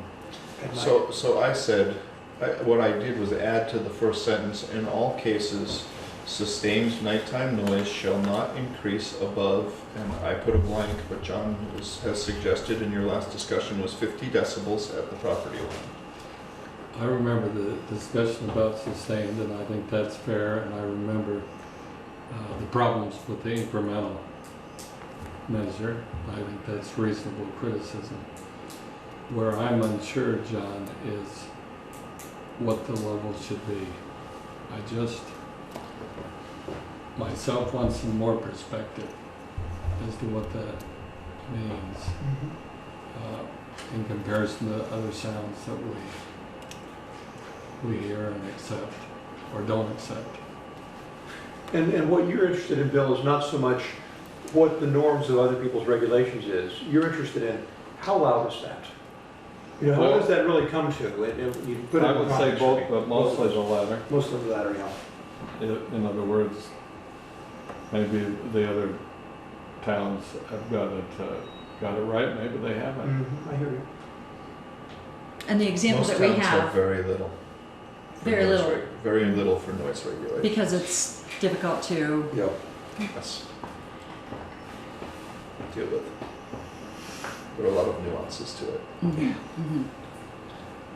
How about guidance from Act 250? I'm not as familiar with Act 250. I'm more familiar with 248, Okay. Section 248, which is the energy stuff. So, and it's transformers that people are concerned about, which is kind of a constant buzz or hum. That would be sustained. And Windmills. or windmills. So Virgins has the lowest windmill rate in the state of Vermont, and I think that might be 45. The World Health Organization is saying something like 35 at the property line. And that may be a nighttime level. I think that is a nighttime level. I think the substation in New Haven is probably 55. I think it is 55 in the day and 45 at night And these are all at the property line? at the property line. And there's technology. Although actually the World Health one is at the nearest residence. So it's not your property line, it's wherever your nearest neighbor is, which is So that really the residence. difficult at the nearest residence. So they could be much higher at the It property could be line. much higher at the property line. And there is technology to make a decent measure of these. I mean, you could crowdsource it. Every person in town could get out their cell phone and get an app and do a decimal meter just like Skimmer just did. you just happen to have one? Yes. Is that where you got 52? Oh, because Yeah. you deal with this in your business, Yes. okay, in New Haven. Well, so let's hear your opinion. You've been pretty quiet. I'm just trying to. You've been below 50. Below 50. decibels. I'm keeping it quiet. That's right. I think it's really hard. I think it's a really tricky, close to impossible regulation to enforce on any level. You know, I think the nighttime levels, I think it's fine to put a value on that. You know, it's a lot easier than the daytime, the work levels. I think it's a much trickier equation. Nighttime it's sustained as opposed to loud noises. Right, Yeah. right. But But what is sustained? that was my next question. Always the same, continuing forever. That doesn't make sense, Sean. But fans go on and off. I mean, everything, there's all sorts of, if you're just talking about a motor that's running, then that's one Transformers go on thing, and but, off. you know, like the example of, trucks backing up. No, at the I was back. thinking about, say, a compressor that runs throughout the night, winter and summer. But it's true, it comes on and off. I mean, there is a variation, you're right, it's not exactly level. It might always be above some line. Right. Having lived in the backyard of a hockey rink for many years, that is sustained noise. It's a low-level hum, and then sometimes it goes, and then it goes back to the hum, but it's all night. You know. And you didn't get an extra charge for living there? Sadly, no boarding school housing. But I think that's kind of what you're getting at. Is it's one thing if it's quiet, sustained noise. It's sort of, you know, like someone's AC unit running across the street. Yes, you can hear that's sustained noise, but it's not going to keep you from sleeping. It's not going to, you know, wake you up. It's. Yeah, and it is tricky, and I acknowledge that. Before they put up big fences to keep people like me from walking across their backyards into the park, I was reminded of the fact that it's so noisy there. And I know a couple of people have walked away from buying in because it's just so noisy. To me, it's unacceptably noisy for them. So I just wonder if there's something we could do, but it's very complicated. People are saying that, I'm hearing it. And I don't want our article to run aground. I agree. So- I agree. And we're doing other measures with an intermediary to work with Well, on that's that where particular I'm going topic. with that. And that's a separate thing. With our intermediary related to Shaw's and the, you know. Oh, I thought you were talking about the other thing we did tonight, putting off the. No, flag. no. I'm just talking about noise in particular, that, you know, we have a separate Parallel path. a parallel path related to that specifically. Yeah, we do. And the other thing we all know is that whatever we do here doesn't affect what we have now. This is just looking at what we have now and seeing how it makes us feel and trying to provide for the future. Right. But I wouldn't be surprised if we get some adjustments in what we have now. Yes. So we have included I think. on page 5, or we are still on page 5, we have included, Top of page 6. sorry, I'm looking at the old version. No, still on page 5, which is the existing language in our regs right now. So under section 751, proposed section 751, noise, that is exactly the language we have in our current regs. So nobody's talking about that one. That's done, right? Well, I'm just saying, that's part of this section. We're talking about this section as a whole, okay? So that sentence exists right now. Right. Okay, that is our current reg. And what we have talked about was making some additions, some additional parameters, okay? Right. And I do want to come to an agreement here. Adam has suggested some text which would be part of number 1.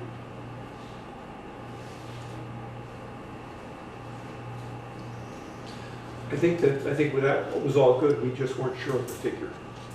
He said, what figure do you put in? Do we put in a figure? I mean, is there a way to do If 50 is what you this? discussed at your last meeting, then maybe you should go with that. Because I'm not gonna be able to give you a better figure tonight. Right. And I don't know what your baseline is here, right? You don't wanna make, a lot of other things non-conforming. We're talking about the village district, right? Well, right now we've made a Just the residential, high-density high and low residential residential, that's and village residential. High density village. not the whole planning area of the downtown. Now, we know, at least we're pretty sure that the Shaw's compressor is a problem. Are we aware of others? Are there air conditioners someplace else? You know, I've actually, back when I was thinking about my house here, I've walked all around at night and listened at all of the stores there. There's nothing else that compares. So Rite-Aid's okay? Well, I only have a question about the, I think it's HVAC system on the top of Bristol Works. Oh, it's loud. So that would go back to one of the questions I don't think you answered last time is the building is in the mixed districts, which wouldn't be affected by these, but the house is in the residential district. Right. How are we gonna obviously right now, I just have the first sentence to deal with unnecessary. Right. So, Well, it but seems- going forward, What I would infer from this language is a house that is in residential zone, if the decibel level is too high at their property line, that's a problem here. If the house is itself in the mixed zone, then it's not a problem. That's not covered. Just as conservation and ag are not covered. so Bristol Works is a higher official, I think. If I remember correctly, their permit's 75 at the property line. That was somehow written into their conditional use permit. You know how high they actually are? What their noise level is? Well, It's loud. They just put in a dust collector, and the specs on the dust collector that's now on Pine Street was 65. And does that run all night? No. No, but something does run over there because we'll be sitting over at the neighbor's property that abuts that. And it's not a constant, but it comes on about every 15, 20 minutes, and it's a hum that just, no idea what it is. I mean, I assume it's the air conditioner or something. And then it stops down. Throughout the night, it comes on and goes off. On and off all throughout the evening, and it's like, and so.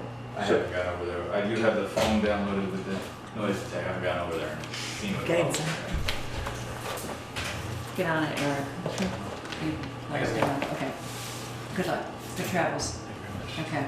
See you later. Take care. There's Cameron. Okay. Thanks, Thank you. Yeah.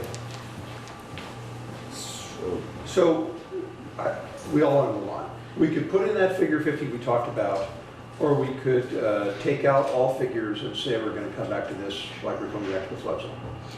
Is there a way to do it without a figure that, as we have in other sections where we have attempted to offer guidelines that, sort of sets Umbrella. that it serves to set a tone or serves to it serves to create a guideline That's as what I tried to do. as a with the language I suggestion. gave you. Sort of like what you did with the light down Exactly, below, where exactly. these are guidelines and By putting it in writing, you remind the person that's trying to build it not to be, Like- yeah. exactly. But I am very curious as to why the Bristol Works was written with a 75 limit, and you said somebody else is 65. No, one of the pieces of equipment that they put in on the exterior of the building is 65. That was just the specs, because when I pulled their permit, I had to cross-check the specs of the piece to make sure it fell under the limit. I think it falls down a little bit at night, but I thought it was still pretty high. Probably if it's for air conditioning or some system. This is a dust collector. This is a dust collector, so it only comes on when Is it outside the woodworking yeah, shop? farm table Yeah. When they're making. planing something. So you want an educational sentence about don't make too much noise for your neighbors? Well, we talked about agreed at night and sustained at the last meeting. So I think it's important for that to be there, making that distinction at least. We could say something like target or encourage, like we do sometimes, encourage. Mm-hmm. As long as we're clear until we figure this out, that it's not a mandate. Because it sounds like to me, John, that Chaz as well, but that if it's disturbing to you and to others. Well, it's not nearly as loud at my house as it is in that Closer. downtown development down there. And of course, that's a new, there have been houses there, but now it's more housing. And there it's remarkably loud. I mean, So- in theory, one could use the existing regs to press. Well, yes and no. Because you have to remember, the bylaws are only applied to, would be new construction or modification of an existing. Or you would, or force something into non-compliance. I don't think, you can't now look back at a, Well, if someone chose to say, I I'm can newly take- here in this area, ICR regs say no noise which is excessive at the property line and represents a significant increase in noise levels in the vicinity of the development so as to be incompatible with the reasonable use of the surrounding area shall be permitted. I could imagine pressing the town on that and saying, you have a reg that says this. This exists. Right. What are we going to do about it? But I don't know if you could force any change to that. You could use it as, But what you would as do a way is, forward. What you would do is you would create that particular infrastructure into a non-conforming, because it doesn't meet it. Correct. That's basically all you would do. It's no different than if you have a house that's built too close to the property line. That house is just non-conforming. If it predated zoning, so. Predated that particular ordinance, not the zoning in general. When that ordinance, if whatever the Right, noise, it'd be a ordinance- pre-existing non-conforming use, it would be basically stay allowed as long as it didn't change. right. Right, so they would have to prove that it started being loud after. As an old piece of equipment starts to get louder, at some point it tipped the scale and became too loud. Right, and again, that goes back to the baseline. Has it always been that loud? And now that there's just more human beings, and so it's one of those That's slippery so slope. complicated. Yeah, oh, I know. That's a slippery slope forward. So I could change my sentence to in all cases sustained nighttime noise should not increase above 50 decibels at the property line as opposed to shall not. Change it to should instead of shall. Is that what you said? Yep. So just to clarify, it's 85 during the day, 7 to 7, 55 at night. Who is? Bristol. 85 and 77, 85 and 55. 50. Where did those numbers come from? The ZBA. There's also the number of trucks, you can't have to idle for more than 5 minutes in any 1 hour unless the temperature is 10 degrees Fahrenheit, which every truck may handle up to 10 minutes in any hour, so they get pretty complex during that whole process. I was not around during that. Well, I think we should probably move on. If we could do it with the should, that's fine with me. If that number Can we still just makes read people what it is we're uncomfortable. talking about? Sure. Let's read. So agreeing that we will keep the existing text, which is 751, starting with 751, the census that we're taking straight from our current regs, And then within primarily residential districts. in the town, correct. And I took out the Bristol Pond Conservation Mhm. District. All equipment used within, and that's manufacturing equipment in parentheses, or associated with the structure, exhaust fans, transformers, other operating fixtures, and paren, shall not increase the average decibel level when the equipment is operating at the property line by greater than 5 decibels. In all cases, sustained nighttime noise should not increase above 50 decibels at the property line. And then the rest is about trucks and hours of operation and that sort of stuff.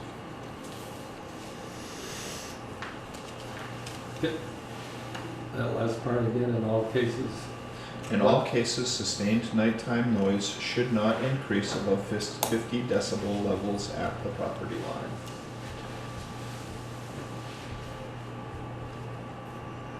And that I way, could take out in all cases, I could say sustained nighttime noise should not increase. It says the same thing.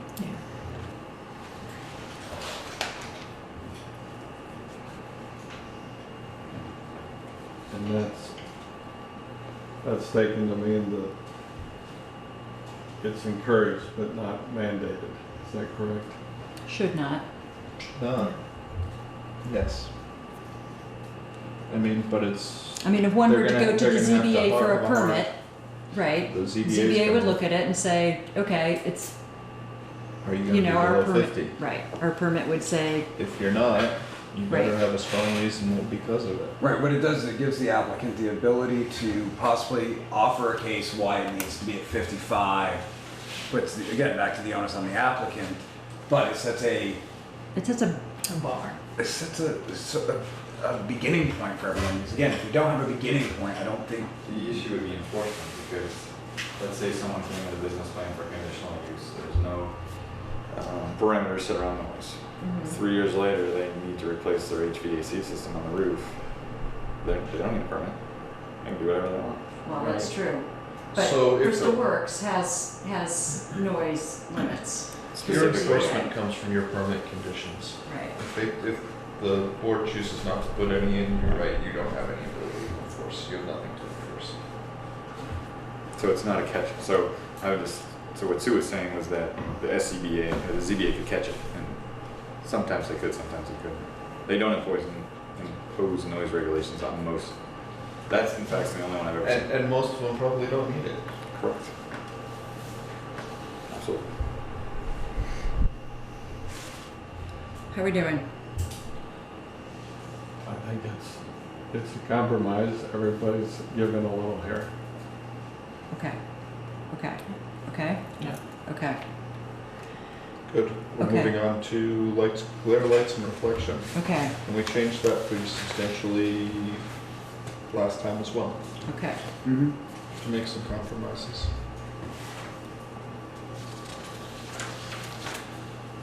And that would be it. Okay. I just want to make sure everybody reads that.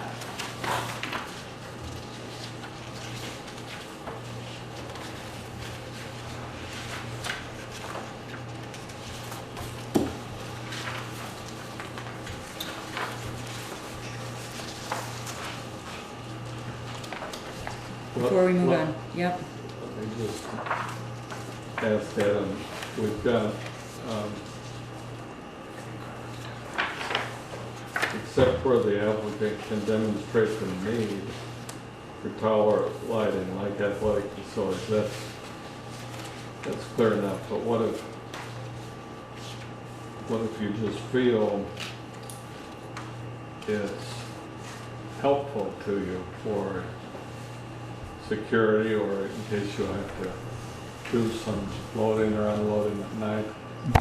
Does that allow I for guess it? I'd say demonstrate the need, that we need, Right. in order to load the trucks at night, we need a lighting level of,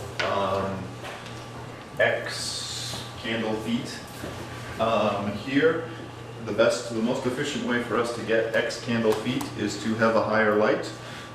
We believe it does this, and this for us, and therefore we request. Like at a place where there's trucks, correct? Which are taller than 15 feet. Yes. I just don't like the idea of having to come ask permission from the government to turn a light on, that's all. I got it. It's actually to build the light. You could, once it's built, you could turn it on anytime you want.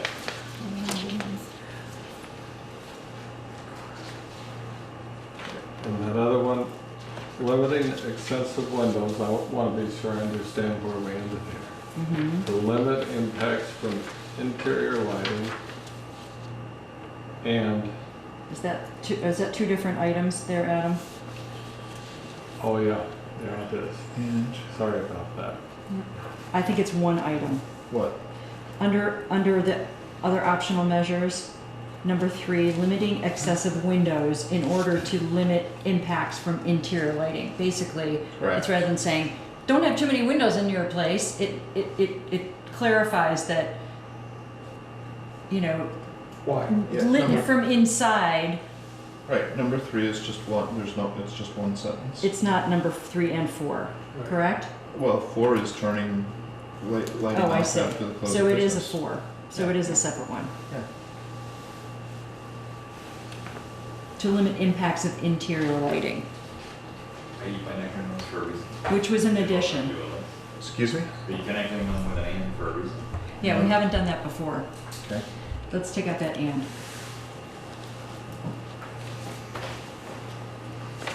And I guess since these are all optionals, Correct. I mean, there's nothing my office can do about it. But again, they're meant to offer guidelines or suggestions. I may consider it. So we are You have way aware. too many windows back there.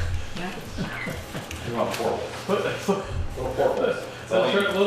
little pin Did you see the pricks on story in the wall. Times Like the last castle week? where you I get almost the- forwarded it to you about the night sky. Like the kind in the And hotel about- room doors.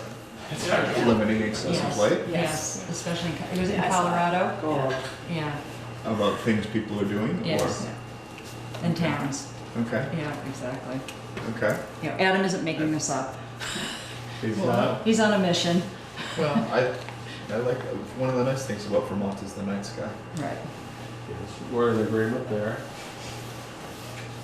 One of the best places to see it is from the forest. That's true. No. As long as there aren't too That's why I many trees. live on the forest. Or waiting for. What? I missed what Bill Or an said. alfalfa field. As long as the alfalfa's not too high. Yeah. No. On number 4, could we add that sometimes you might, or another unless might be for marketing purposes? Or are we showing that up above someplace? Sorry, ask that again. You're advertising your company. But is Where? it, Bill, I wonder, does it make a What difference? company, who's, where? It's number talking about 4. number We're talking 4. about number 4. So he's giving Trying to like, Some an exceptions. example. but does it make a difference, Bill, in terms of that consideration, that this is other optional measures? I mean, this is as soft as you can get. Other Yeah. optional Yeah. measures applicants may consider include. Bill's I going think to at that mad. point, the fact that they might want to consider not having all their lights on at night, you know, for, you know, Fred's House of Lights, I think, You know, John, guidelines have a way of becoming regulations, in my experience. and the absence of them can become unfortunate practices. So we're thinking which resident We want to encourage. I don't have a power. Section 747, number 3, signs of commercial nature in any district shall not be illuminated past the close of normal business hours, shall not be illuminated past 10 p.m. in ROC, HDR, VR, and BM districts. That's our existing reg. That's what we That's passed. the new one. That's still in That's not 747. existing. That's the Right. new. So just, that's back to your marketing question. It Thank is you. our existing one too. Thank you. But that's not commercial, Signs of a commercial nature, Mhm. but not commercial districts. not commercial. It doesn't Correct. say anything about the Put in district. all the legends one commercial. There's only 3 houses in that district. Put it up You in can the leave bottom. them on all night long. We are incredibly can't- close, people. Can't run Let's them off do the it. Here we solar go. power though. I would sue. Definitions. We are incredibly close. We close? Yes, the answer is if you're in agreement on that, we are done with that section, which basically just brings us to definitions, which I handed out to you. What I Okay, I want to did, hear one more time that we are moving ahead. We had some suggestions about noise, We've done it. Yep. and that was the only change, and Adam is going to give that to us quickly. No, there was one other. No, I think we were all okay with And he it, was gonna right? deal with it, come up I've with got- some I've got verbiage a for With signs. his new, the he's going signs. to Oh, that's rewrite right, it that's right. and send it to us so we can see it. Yep, yeah, I think you all, we're all okay with. the verbiage he just. Yes, I gave you yes. for Yeah, noise, what is he has to write but something I've got on to do signs something for do political The signs. signs, got it. No, for signs. Yeah, just Okay. political signs. Are we good? Yep. Okay. Article Try. 7. We're feeling the love on Article 7. We're doing the We dance. are. Okay. We're seeing the light. Okay, so we are incredibly close. All right, Adam has given us, now you will recall that in the past, we have used a table with definitions that looked like this. I'll remind you of that format. Here, so Yes? this format. Yep, I have one here. Okay, it looked like this, okay, and we used this and updated it as recently as January to incorporate some definition changes so that we could proceed with our zone article, which was uses, which was 10 at the time and is now number 2. It's now Article 2, okay? So do you want us to look at this? Yeah, so Okay. basically what I did, all I did, Yeah, was took your existing definitions, yeah. I put in the new use definitions from this table that you've all been working with, so I'd highlighted your old one, your old Yes. basically uses. Okay, I see, right. I struck them where there was a clear conflict. Some of them there wasn't a clear conflict, and I need to go back and look a little bit harder at. But really, all I did was add all of the new definitions that you had created while we were doing the. Okay, so the Adam, use these are in sections. alphabetical order as These- opposed to the table of uses order. These are in alphabetical order. That's Because correct. this is in order by the table of uses to correspond I can with still with include this. a table of uses if you would like. I think we talked about having the table of uses. Well, that will be in there. Yes, I could anyway. still include this if you chose In to, that but order. it might make things confusing. I agree. Yeah, and then For my future concern reference. is that You could do one. modifications, you gotta change both, and if you miss one, you could have conflicting definitions in the long term. Sure. So alpha, appearing as alpha Yeah. in the future, similar to what we have, well, exactly what we have now, which is in existing Article 1, we have definitions. I'm moving the definitions to the back, so they'll be your Yes. last article. Yes, okay? No problem. And are there any definitions in the existing section that do need to be carried over and live in the new table of definitions? Yeah, Sure. Yeah, Yes, things okay, like and dwelling have unit you, and- have you included those? Yes. Okay, thank you. Yep. Good. You probably said that and I missed it because I was fussing with papers. So yeah, Okay. yes. Okay. This is all of your existing definitions, and I added new definitions where they were, and I replaced basically your old definitions where they were in conflict with your new definition. Okay, can you point out an example of that? Home Sure. occupation. Bed and breakfast. Oh, I see. Okay, Very good. first page. Okay, good. So, you'll notice we've got quarrying and extraction in here. You'll notice we've got two different types of light Yeah. industry. How about communication? Communication Facility. facility is in there. It basically says I made it up. Okay, It's a place hosting communication equipment, including both towers and Thank antenna. you. And we've got basically towers and antenna. Really helpful. So I see where you run into questions like junkyard was a great example, where Mhm. it, You don't allow them anymore. You had a definition. but now we have scrap or salvage yard, because that's in our new. which actually calls out junkyard, just to let you know. Just Okay. So we replaced junkyard with salvage yard, is that what you're asking? essentially was what we've done, is we included junkyard as part of the salvage yard option, Okay, that's a nicer way of saying it. including junkyard as defined in state law.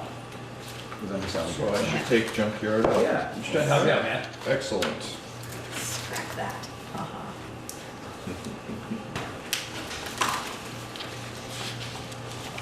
So, you haven't seen these before. There may be other definitions in here that should be changed. Like what? I don't know. If I knew, I would have done it. All right. But I can't tell you that I've looked through every single definition. I'm going to do that Okay, Yeah, good. in the next 48 hours, Okay. and I will share with anyone what I do or what I suggest. Yeah, 4 days as soon as I do it, I have training tomorrow night. But I don't think there Don't are worry. a lot because there are, It's probably not tomorrow. it's not that much. Okay. I mean, I guess what I'm suggesting is I'll go over our last document, just to check your work, Adam, not to, you know, That's fine. not to judge it, but to No, double no. check it. I appreciate the extra eyes. Okay. So what I'm gonna do is basically start knitting all this stuff together. So I've given it to you in all different Yes. sections and font types Yes. and, between your existing and the Yes. new and such. So I'm gonna have to make sure I knit this together. So All I'm right. gonna do that quickly. And Adam, So I- I'm gonna give you a whole brand new Yes, document. yes. One final document with Yes. maps and everything by within 2 weeks. so I the need next it a meeting week is, before September 6th, which and is, that's when we're gonna approve this. which is August. Do we have to It's 3 approve weeks this away. for the Yes. Yeah. We warning? have to approve it to have it moved to a warning, I think. This is what the table of contents will look like, Adam. I wrote it out to show the select board. Because- This is what. Because we don't have to, because we also have to leave it open after we have our public hearings, that we can make modifications to it based on public input. So we don't have to approve this as, As long as they're minor. what? Yes, Minor correct. changes, if it's substantial, you have to start over. Right. No, you don't. The select board does. you could make changes after your hearing and then still pass it on to the select board. The select board then has to hold it. Here's what I'd like to do. At the September 6th meeting, I'd like to approve the whole document. I think it's important to send that message, if we can. We've gone through it article by article. We will have one more chance to read the whole thing through with number corrections and clarity.